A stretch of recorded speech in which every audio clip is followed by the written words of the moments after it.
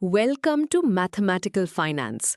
Today, we are going to explore one of the most fascinating and powerful concepts in modern markets, option positions. Imagine you want to buy a house but need time to gather the down payment. You might pay a small fee to lock in the price today, giving you the choice to buy it later without any legal obligation. This exact concept is the foundation of options trading. Understanding your position in these contracts is the very first step in mastering mathematical finance. Before we dive into the math, we must first define the basic vocabulary used by traders. Why does this matter? Because every mathematical formula we use will rely on these exact terms.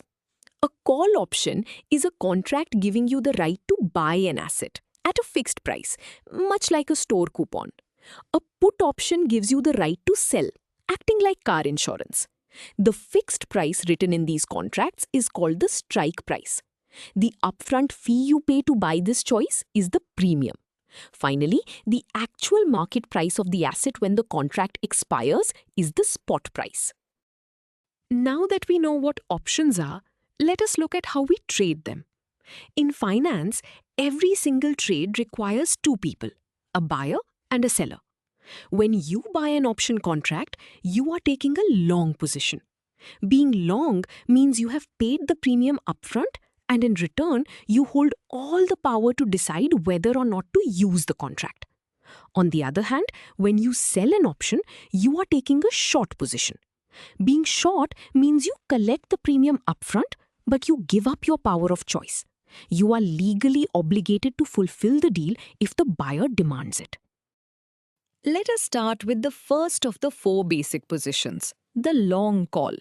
You take this position when you expect an asset's price to rise. You pay a premium to buy the right to purchase the asset at a locked-in strike price. You want the actual market price to go as high as possible. If it rises above your strike price, you can buy the asset cheaply using your option and immediately sell it at the higher market price for a profit. If the market price stays below your strike price, you simply throw the contract away. You lose nothing but the small premium you paid. This brings us to the mathematical representation of the long call. The formula calculates your actual net profit, represented by the Greek letter pi. To find this profit, we take the payoff, V, and subtract the premium C that you paid upfront. The payoff itself is calculated using a maximum function. If the spot price is greater than the strike price, the payoff is the positive difference. If it is lower, the formula chooses 0, meaning you walk away. As the market price increases infinitely, your potential profit also increases infinitely, while your maximum loss is strictly limited to the premium paid. Before we move on, let us see this with a concrete example. Suppose you believe a technology stock is going to rise. You buy a call option with a strike price of $50, paying a premium of $5. At expiration, the stock has risen to $62. What is your net profit? First, we identify our variables and use the payoff formula to see how much the contract itself is worth. We substitute our spot price of 62 and strike price of 50 into the equation. Subtracting 50 from 62 gives us 12. The maximum function asks us to choose the larger number between 12 and 0. Continuing with our calculation, since 12 is larger than 0, the payoff of the contract is $12.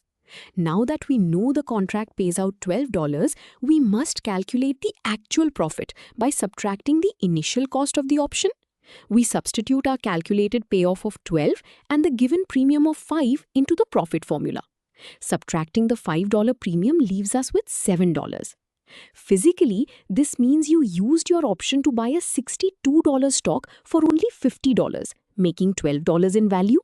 But because you paid $5 for the privilege, your actual take-home gain is $7 per share. Now that we understand the buyer's perspective, let us look at the other side of the trade, the short call. This is the exact opposite of the long call. In a short call position, you are the seller. You collect the premium upfront, and in exchange, you promise to sell the asset at the strike price if the buyer demands it. You want the market price to stay below the strike price, so the buyer never uses the option, allowing you to keep the premium as pure profit.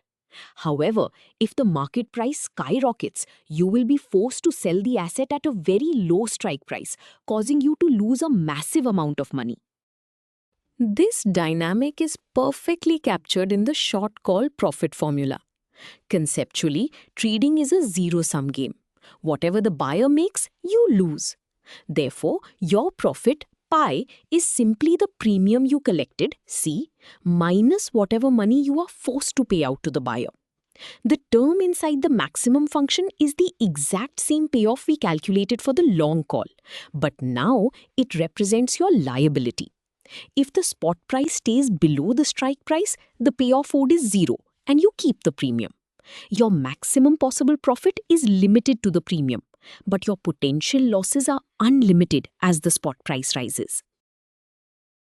Moving on from calls, we introduce the third position, the long put.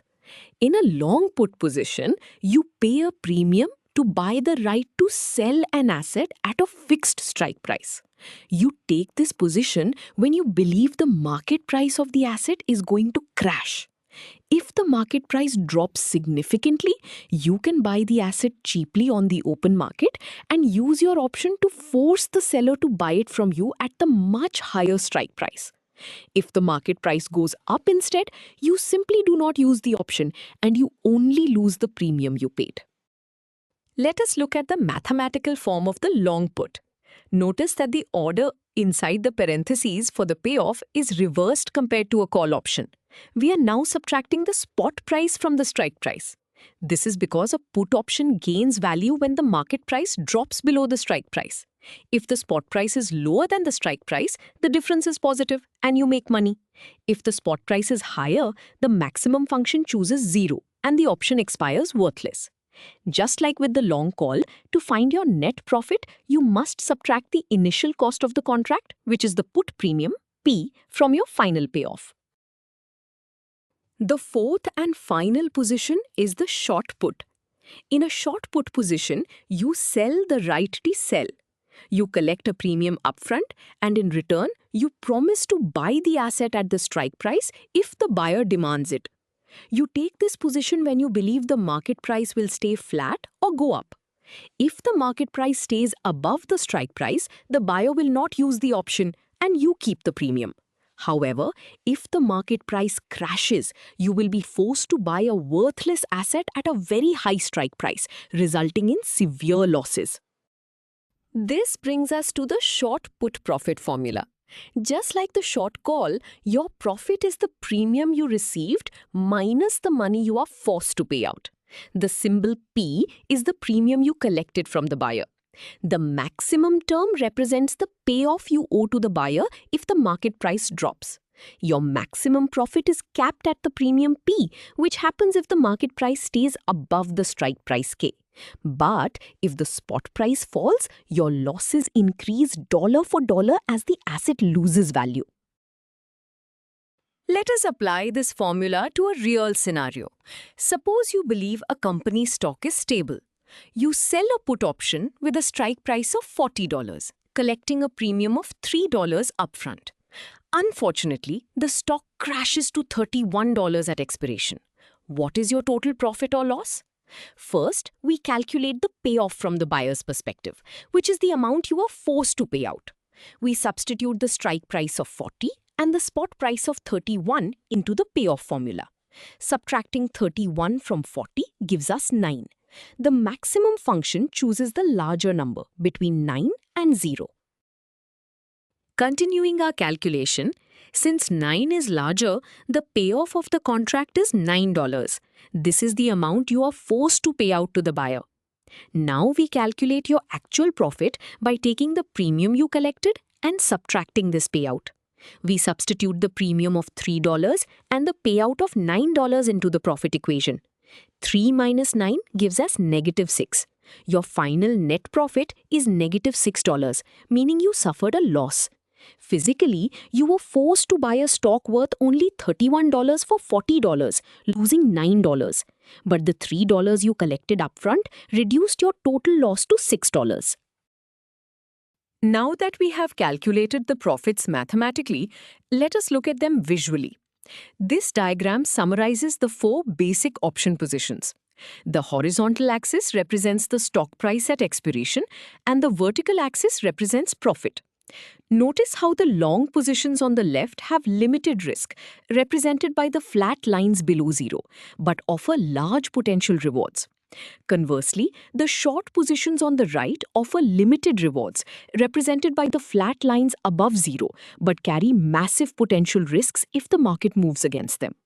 The long call is a perfect mirror image of the short call, and the long put mirrors the short put, perfectly illustrating that trading is a zero-sum game. Why do we study these four positions?